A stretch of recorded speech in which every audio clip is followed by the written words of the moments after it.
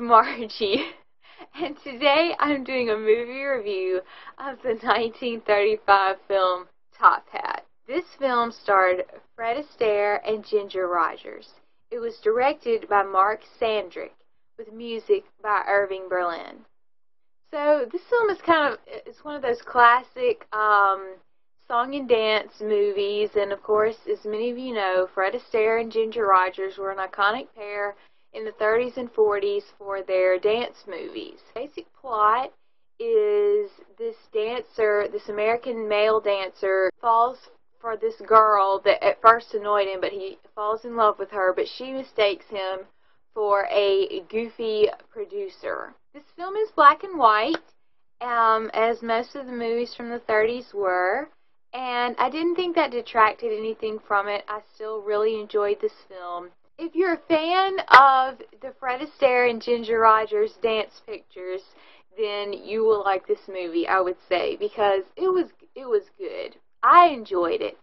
Yes, it's not a technical achievement. Yes, it's not, good grief, a favorite or anything, and I definitely see it for what it is, which is just a 1935 movie that was made to make money and have dancing in it and kind of be for fun. It wasn't like a serious piece of art, but at the same time, I really enjoyed it. I thought it was a really fun movie. I thought that it had just enough good of a plot that it still kept it interesting. And the movie is an hour and 21 minutes long. I'm going to be honest and say that it gets a little boring, but as the movie goes on, they pick it up. The comedy in this movie was actually pretty decent. The supporting cast was really fantastic, and they did a lot of good things with their dialogue. And I felt like the supporting cast in the comedy area almost outshined, Fred and Ginger. I thought they had more of the more humorous moments. Fred Astaire, of course, was good, and his dancing is impeccable. I mean, it is literally fantastic. He is such a perfectionist, and so if you like a lot of the old dance movies, you will probably enjoy this movie. Ginger Rogers was great. She was her normal self. I thought it was probably one of the better ones that they did together as a pair. The directing wasn't ridiculously amazing, but it's 1935, so what are you going to say, I thought it was good. I didn't think it was terrible or great. It was just kind of like, okay, good, Like I said, the dance numbers were great. They were really superb. The studio that produced this movie actually made one of their biggest movie sets. Well, it was the biggest one that had been made to date in 1935 for this film, and it was impressive. I mean, especially considering the time period, it was really great. As I mentioned before, Irving Berlin did the music for this. Who needs to say anything about him? He is epic, and you had, songs in this like Dancing Cheek to Cheek and a bunch of other ones that were really, are iconic, and they were great, and they were really fun.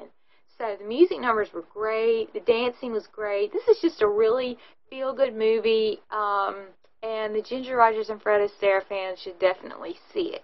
Interesting little bit of trivia is that, as many of you know, Fred Astaire was really, really, really a perfectionist. The prop department had made a total of 13 canes for Fred Astaire to use in his dance numbers, like just whatever. And there was this one particular dance number where he would be trying to do it, and he would mess up, and he would get so mad that he would break his cane over his knee. And he had broken 12 canes, and he was on his last cane, and the prop department was freaking out because they're like, we don't have any more canes.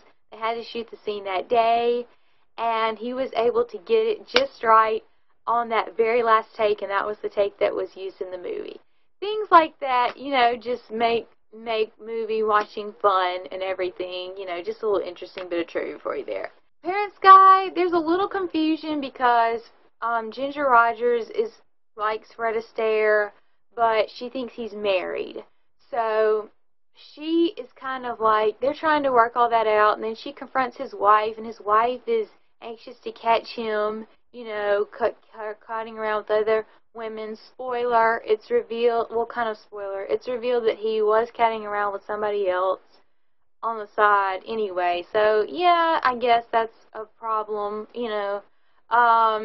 My gosh, you don't see anything, you know, it's just mentioned and it's not great, but it's nothing that's gonna, you know, freak out your, you know, 10-year-old or whatever. I thought it was great. Maybe a little bit of cleavage. I don't know. That's the only thing that would really, if I had to find something nitpicky to, you know, say, I would probably do that. So, hey, it's 1935, you know. On the whole, I would say, you know, let your 8-year-old watch it. I mean, it's really clean. The dance numbers are really fun. And if there's anything that's implied or innuendo or whatever, they're probably not going to catch on to it anyway. They're probably just going to enjoy the movie. So I would say this is definitely a family-friendly film, and it's something you all sit down together and watch if you can sit through all of it. That's the thing that got me. It's, like I said, it's an hour and 21 minutes long. It does feel a little slow. You're like, come on, let's speed this up. But it gets better as it goes along. So if you can hang in for all of it, it's a really good movie. Top Hat, 1935. I enjoyed this film. I probably wouldn't watch it again, but it was fun and it was an enjoyable movie. And if you're looking for something, you know, to watch and you've got time or whatever, it's a good movie. And certainly if you're a Fred Astaire or Ginger Rogers film, this one's worth a watch. Because I would say, I mean, I've only seen like probably 3 or 4 of their pictures that they did together, but I would say it's one of the better ones. I mean, I've seen a couple of movies they did together that the plot extremely weakened the rest of the movie, where you're just like, okay, this is so boring, I can't enjoy the dance numbers and stuff like that. So this was not like that. It was very enjoyable. So if you're a Fred Astaire, Ginger Rogers fan, you need to check this movie out. There's not a whole lot to say other than good movie, very enjoyable. Fred Astaire, Ginger Rogers, love you. Supporting cast, love you. So yeah, it was good. Anyway, thank you for checking out this review, and I hope you enjoyed it, and please subscribe, and I'll see you guys later.